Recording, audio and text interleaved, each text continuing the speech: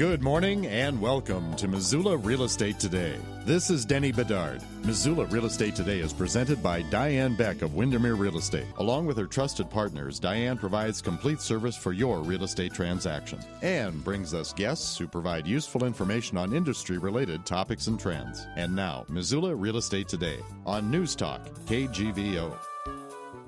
As always, we certainly appreciate you joining us for Missoula Real Estate Today here on News Talk KGVO, making us a part of your weekend. We are sponsored by Diane Beck of Windermere Real Estate, who always provides great guests on Missoula Real Estate Today. This week, it's Sean Eskridge. Sean is the operations specialist for Missoula Electric Co-op. Welcome to the show. Nice to be here, Denny. Thank you. First timer, right? First timer. All right, but you're not new to the co-op. A little bit of your background. How you got your position and what all does the safety inspector do? Well, I've been with the co-op nearly 15 years now. I've had quite a few different jobs, as a lineman and serviceman and some other duties as I went along my career. I grew up in co-ops. My father worked in co-ops my whole life, so co-ops are just home for me. And some of the history of this one, and also the background on some of the things, we'll get into more detail, but some of the things that fall under your umbrella as the operations specialist. Well, as operations specialist, as a co-op and a small company, so many people have so many different hats. My biggest hat is, safety. I really look forward to helping the people in, our organization or co-op, but also our members and the public, as far as keeping things safe and those public outreach things that, create that awareness, that create that safety and comfort level people have with electricity. But I also have a lot of other hats. I manage the fleet for our co-op, which that's a fairly intensive job with about 37 rigs to keep on the road. Yeah. And then when we do special projects, that kind of falls underneath my hat too, to make sure those are coordinated and rolling smoothly. And you mentioned you kind of grew up around co-ops, so this one specifically, some of the background of the history of Missoula Electric Co-op, how it came to be, and who all it serves. Well, like most rural co-ops, they started around 1936 with the REA, the Rural Electrification Act. That basically allowed funds from the government to allow groups of people to create a cooperative and create their own electric distribution system. Before that, things are really spread out, and it was basically only the communities and the cities that had electric power. And the REA gave the ability for groups of farmers and ranchers to get together and create their system, and that's exactly what happened with Missoula Electric Co-op. 1936, they were incorporated. Basically took 2 years to start putting the lines together, get everything going. And 1938, we energized our first 125 members approximately. That was my next question. About how many people was that? Yeah, it was about 125 consumers and about 75 miles of line, which is, man, we've grown considerably since then. I would say so, yeah. And one of the things that is a point of emphasis in your duties is safety issues, and by that I mean, education. You do a lot of outreach programs to various groups. Yeah, I mean that's one of my core responsibilities and something I take, I'm very passionate about, is being able to go to groups, whether it's schools or first responders or any other group that requests, to have some of that knowledge brought forward. Yeah. Because so often, it's the little things that just a little knowledge, make a big difference in how people would react to certain things. And, that's really, big for the co-op to create that sense of awareness around electricity. Some of the examples, some of the groups that you might call on during the course of the work day or the work week. A lot of times we're starting to do a lot with the schools. We initiated a September safety series this last year where, I went to 7 different schools, presented electrical safety for almost 600 students that, really open their eyes and take some of the stigma away from electricity, but also gives them a healthy respect for electricity. It lets them, realize that it's not, a danger if it's treated properly. And you start young. That's if you can catch people young, then they grow up with it, and there's a lot less chance. We also do a lot of stuff for the rural fire departments and first responders. They're out in the fields. They're going to be there during the storms, during the these other events where we might have down lines, car pulls, Yeah. and for them to know the do's and don'ts essentially is so important for them and for us.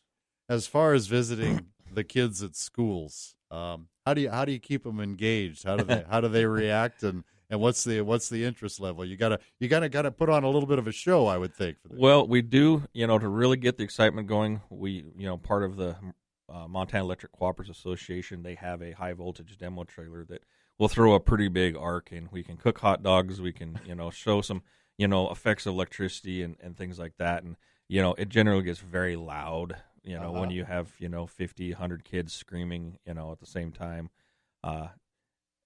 And then, along with that, there's always a presentation talking about, what electricity is, how to be safe around electricity, right. The do's and don'ts at that children's level where they're not overwhelmed with terms that are over their head. You keep it basic, simple for kids, Sure, but at the same time, you would like them, to take away something that they could take at home. You don't want them to go home and start preaching at mom and dad, but maybe there's something that you could teach them that they could explain to mom and dad at home, and maybe go, oh, yeah, I hadn't thought of that, or we should check that. And I that's one of the statements I always make with the students is, share this information. I've done everything from first graders through, high school age. Right. And it's a different message for each one, but it's the same thing where, it's to spread that knowledge around is so important, and it's key. Missoula Real Estate Today is presented by Diane Beck of Windermere Real Estate, and our guest is Sean Eskridge. Sean is the operations specialist with Missoula Electric Co-op. And Sean, we'll ask this in general, but also specifically to MEC. What are some of the advantages of being an electric co-op member? What are some of the advantages of being a Missoula Electric Co-op member?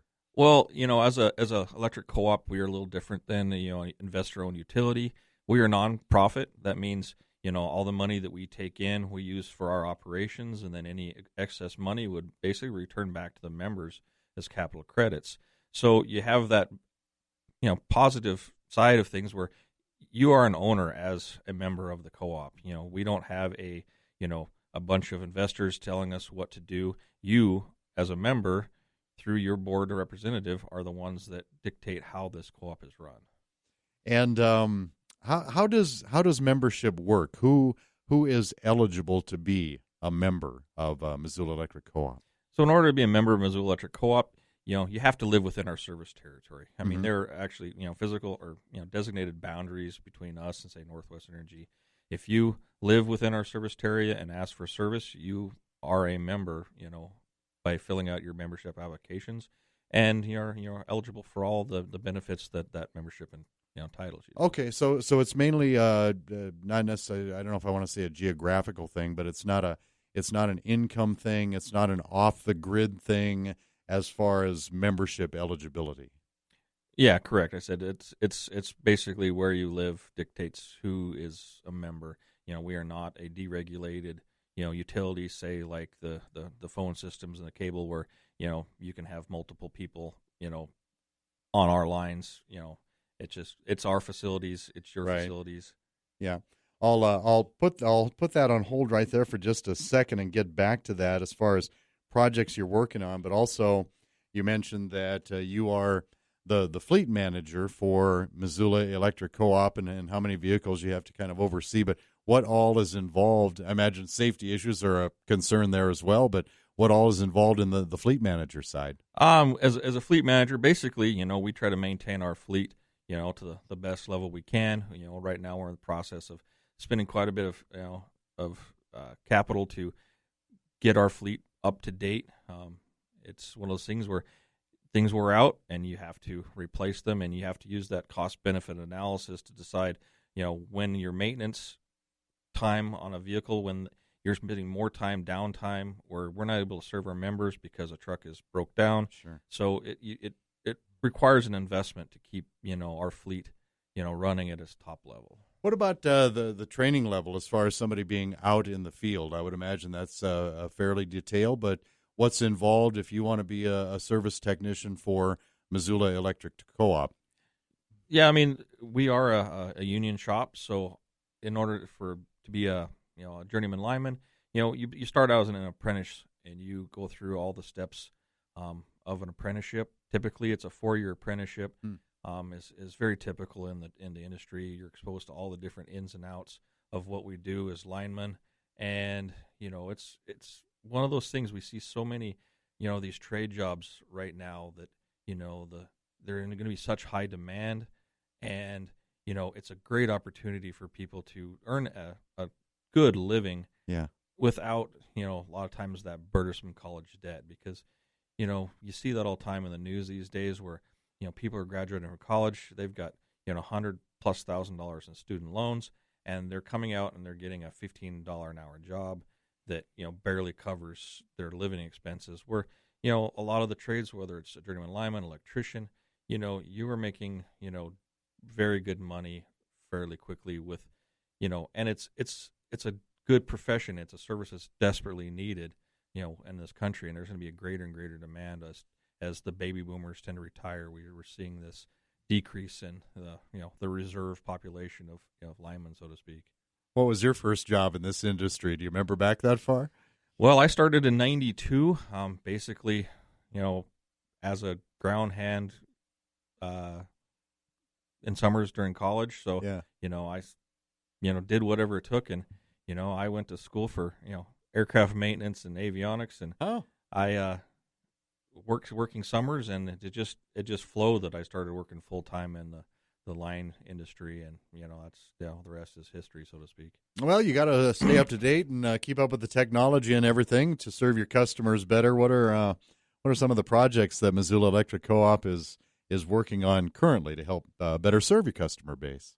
As far as projects, I mean, we're always doing Right. maintenance. We're always doing things like system upgrades, and right now, one of the biggest things we can do for our members, a lot of times, we live in Montana, a lot of our overhead lines run through heavily, treed areas. Right. So in the past couple of years, we've invested quite a bunch of money to bury those lines in these areas where they're prone to snow load, prone to trees falling, and just help, our service be more continuous, because especially up in that Sealy Lake Condon area where there's so many trees. Oh, sure. We've done a lot of burying of utilities to, reduce that, hazard. If, rarely do you have a, outage due to trees with underground. So Yeah. that's one of the biggest ones.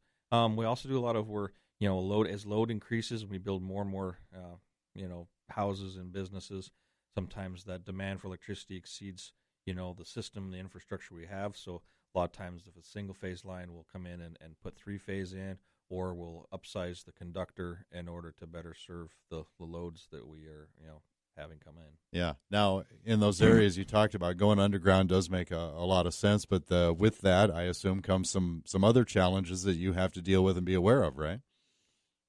Yeah, I mean, as far as underground, as a journeyman lineman, everybody likes the aerial because that's what linemen do, but the underground, when it comes to areas that are heavily treed, it's so much better. But then now you're going to have facilities down on the ground that you have to be aware of if you're driving off road, or those green boxes, Right. they have a hazard in them. I mean, they're high voltage, so you don't want to be messing with them or running them over. But How far down are you talking about when you put those lines in? so our typical buried primary underground, we usually bury them at that 42-inch level. Okay. That gets where you're below most people putting in a fence post, things like that. But it is so important with the underground utilities to remember, if you're going to be doing any kind of digging, that 811, that one call Yep. to have your utilities located, because, you'd be surprised how many people dig into our facilities every year, because they just made an assumption that there wasn't anything out there. And, there's always that, there is a hazard there, and, we want you to have it located, dig responsibly, hand dig when you're with 18 inches of the locates. That way we aren't using machines and tearing things up. Right. Well, and that's probably why a service like 811 was created, right? To try to keep people more mindful of that, and also to, create awareness. They're not a couple miles underground. They're someplace where they're a little susceptible if you're not careful.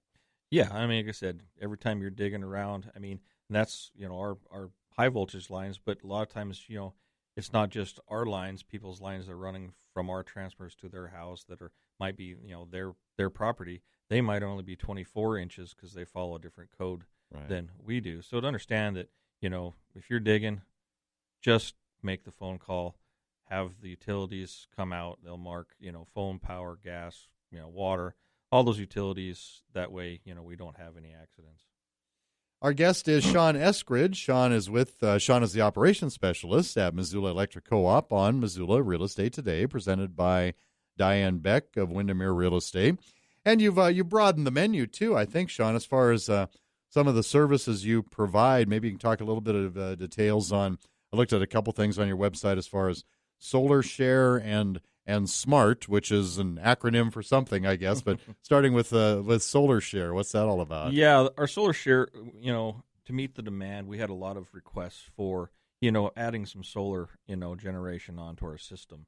And after spending a lot of time looking at the different, setups you can do, we opted to go with basically a community solar kind of program where, we would build a facility. Our members would be able to buy panels on that, and they get all the benefits. It's like if you wanted to buy 10 panels and put them on your house, Mm-hmm. You'd have all that infrastructure you'd have to put on your house. You'd have to do all the permitting, everything goes with it. We have a ready-made project where you basically buy panels on your house or on our Right. solar garden, and you get the benefits just as if it was being generated on your house. So, You alone? You're buying them specifically for your residence, not like a neighborhood thing or something. right. So basically, you were buying a piece of the Yeah. solar farm, and so you will be getting for basic an average of 20 years, you will be getting on your bill a credit for the generation that your panel has created. Oh. So basically, and then we've built into those costs all the maintenance and everything that goes along with it. So really, it's turnkey. You buy your panel or a number of panels, Right. and essentially, it's like buying it and putting it on your house without any of the work to do it. Yeah. We've have 3 solar gardens, both they're all about 50 kW in size.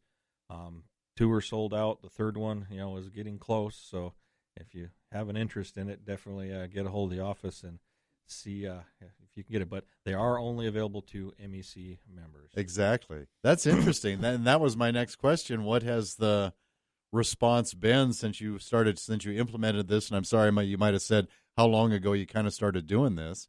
Yeah, the first one we did the first one in 2015, and that's Okay. out in Lolo. That's a ground based array. The next one we did about a year and a half later, we did in cooperation with the Frenchtown Elementary School.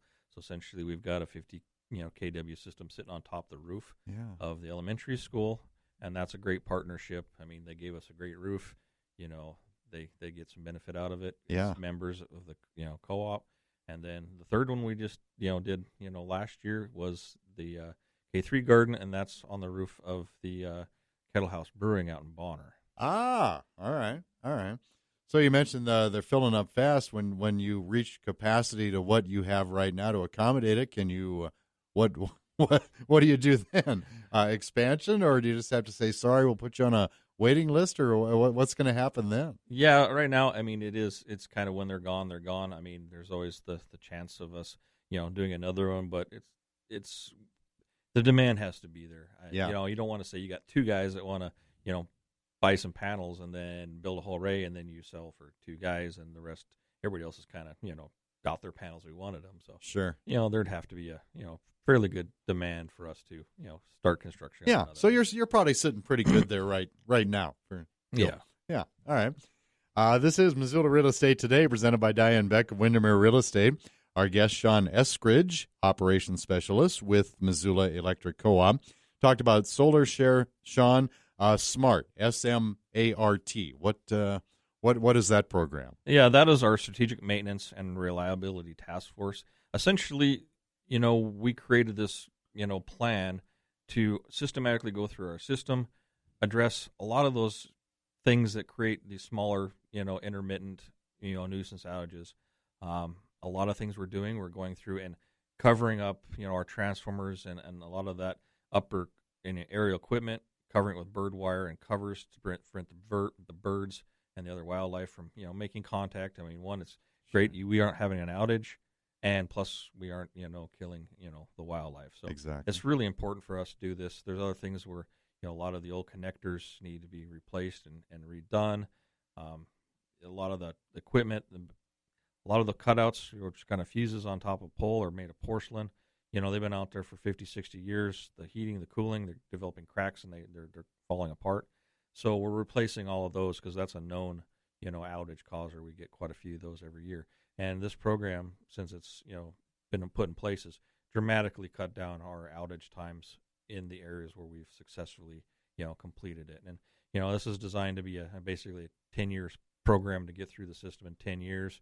And essentially, it's kind of like painting the Golden Gate Bridge. Once you finish it, you got to go back and start. It's the same thing with the right-of-way, same thing with a lot of these other issues. That, and part of that SMART program is right-of-way clearing, where you have to be really aggressive, especially where we live, in cutting trees to keep the outages down, because trees are our number one cause of outages. Because when you get wind, you get snow, trees fall down, and it doesn't take much. How do you feel about it so far? Are you keeping up with it pretty well? Are you finding more little issues you'd like to address than you have time for immediately? Or are you on pace? Are you on a good schedule? Well, we've been working on a pretty good pace this last couple of years. The economy's turned up. Yeah. Basically, this is something we would do most of it during our downtime in the winter. Well, this year and kind of going last summer, we haven't had as much downtime. We've been busy with consumer work and other projects, so we're keeping up on it, but it's an ongoing project. Any crazy surprises? Anything been reported by a technician or an employee at Missoula Electric Cooperative? You thought, oh wow, I wouldn't have expected that to have happened. That one's a bit of a surprise, or is pretty much everything that comes in you look at and you go, yeah, we anticipated that. Yeah, it's all pretty straightforward. I mean, our system is, to the outside world may be complicated, but for those of us who work in it, it's pretty straightforward. Yeah. Missoula Real Estate Today, presented by Diane Beck of Windermere Real Estate, and a special thank you to some of Diane's marketing partners that help bring you the show here on News Talk KGVO. Miles Link of Opportunity Bank of Montana, Rob Fleming with Mann Mortgage, and Carol Blodgett from MakeItMissoula.com. Sean Eskridge, Operations Specialist with Missoula Electric Co-op, our guest today on the show. Sean, what are some of the common mistakes that service technicians might see in homes that make electrical systems a little less safe? We don't have to get into our consumers' homes that much, but we do have a lot of areas where we see things that people who don't go through the permitting process or follow code when they've decided to add something to their their panel outside. We do see that where things are just wired in, laying across the ground. Of course, that's really unsafe to have your wires laying across the ground. One of the things we do come across, not that often. I mean, I think we have great members, and we don't have as much trouble some utilities, but the tampering with meters, that can be super unsafe. A lot of times people see something on the internet and they try it, and it can be very unsafe on how they decide to bypass a meter.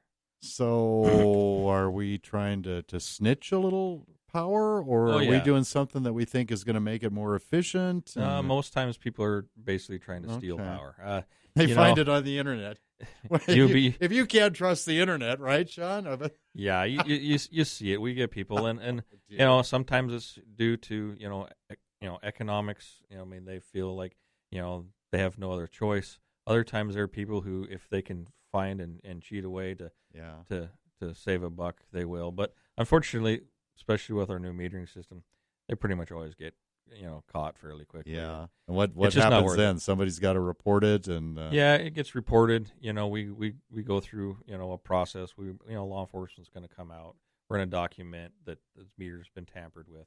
And unfortunately, if you are a member and you tamper with a meter, you're going to get hit pretty heavy with some fees. Sure. Tamper fees. You're going to end up having to pay a healthy deposit in order to keep your service. And and to be honest, if you become a repeat offender, we have the right to say you can't be a member, and Well, and replacement issues too, I would assume sometimes. I mean, if you're tampering with something, maybe it can be quickly turned around and put back normal, but that also means, you might be in there kind of digging around and potentially ruining the meter. Yeah, I mean, we've had one. I mean, they literally took the meter apart, unplugged some wires, thinking that was going to solve the problem, so it wouldn't read. But it made it so the reads weren't coming to the office, and then of course we're going to go, hey, we're not getting a meter read. We go out there, and people are creative.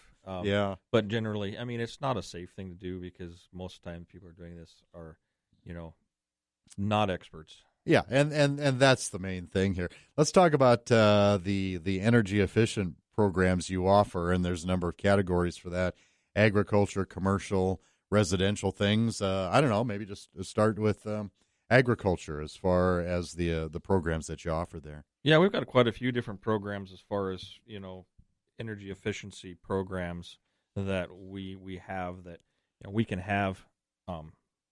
Programs that reimburse for, say, you want to put in a new higher efficiency pump, for your irrigation, or you're rebuilding your service, and other things that would lower your demand for electricity and help us both. I mean, you have to understand it's a weird dynamic. How many businesses pay people not to use as much of their product? So here we're promoting something, with all these incentives to say, here, save on buy less electricity. It's kind of a unique part, especially with a co-op where, we're paying people not to use our product, right? But it's a benefit to our members. So yeah. It's super important because we have these programs for agriculture, commercial. If you're building it, we've got an old commercial building with a lot of the old halogen, lights. We have programs for you to come in and, retrofit to LED lighting. Some of the heating and cooling, situations, there are incentives for that. And same thing with residential. There's incentives for, heat pumps and a few other things as far as for your residential, windows and things. Is there any of those categories that a larger part of your customer base represent? I mean, I threw out a lot of stuff there: agriculture, commercial, residential. Is it pretty even across the board? Probably less residential or commercial because there's not quite as many businesses. There are households, of course, but yeah, but the dollars that are there, I mean, the commercials, and they're going to see a lot of the greater benefits because they're using more electricity. If you shave 20% off your bill on a high load, that's a significant savings versus someone who just has a small house. Adding a few LEDs is going to make a couple bucks a month. Yeah. Kind of deal. Sure, yeah.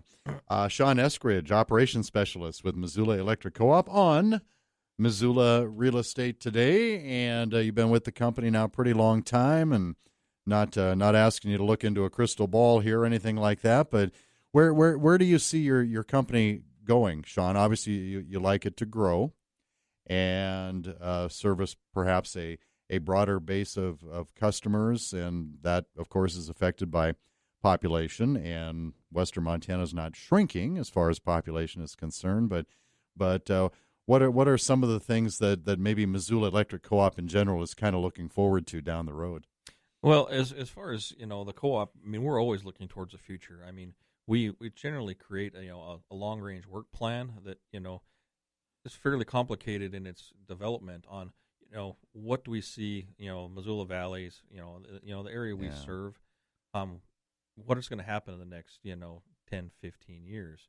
And, you take those and then you look at it and go, okay, well, we foresee a lot of growth in this area. So preemptively, it's time for us to start building up our infrastructure to those areas to serve that demand once we get there.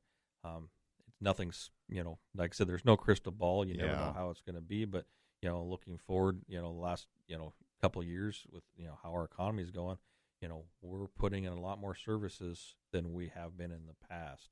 So, I mean, every time we put in a new service, that's, more, energy we have to supply, and we have to meet those demands. Sean Eskridge from Missoula Electric Co-op, the operations specialist on Missoula Real Estate Today. Great job. Glad you came on. Thank you very much, Denny. Thank you for listening to Missoula Real Estate Today. Contact Diane Beck with Windermere Real Estate. Email dianebeck@realtor.com. or visit her website, homesinmissoula.com. We'll see you next time on Missoula Real Estate Today.